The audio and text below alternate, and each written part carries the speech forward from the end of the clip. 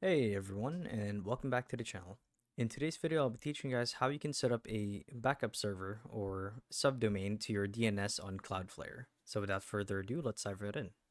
So having a subdomain for your website is very important for a multitude of reasons. One of the reasons being when the main server is down, you would want a different server as a backup so people can still use the website, or you can have a fallback for your databases and whatnot on your subdomain server.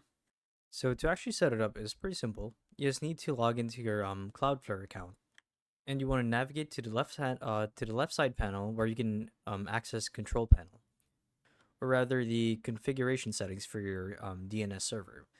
And as you guys can see from my screen here, I actually have a written guide provided by Cloudflare themselves on how you can actually get to set up a subdomain.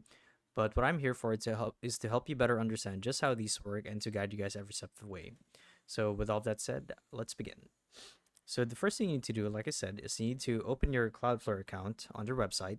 And like I said, you need to go to the control panel and select which domain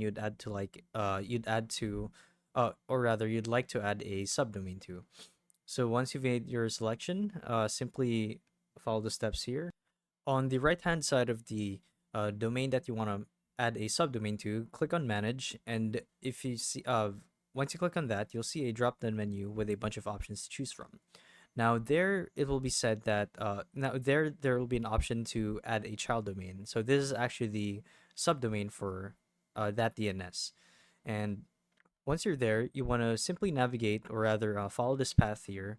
Go to the name server names list for your child domain and follow this path.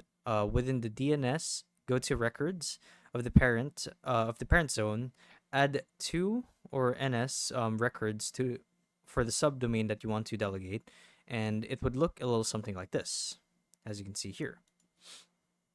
Now, all you have to do is give it a new name, and there you have it.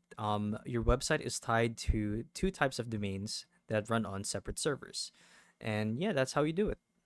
So if this guide worked for you guys, be sure to let us know down in the comment section below. And if you guys want to see more videos like these, we do have a YouTube channel where we upload guides like these daily. So if you want to show your support to that, you can do so by subscribing to the channel as well as making sure that the bell notifications turned on. So with all of that said, thank you all for watching, and we'll see you guys in the next one. Bye bye.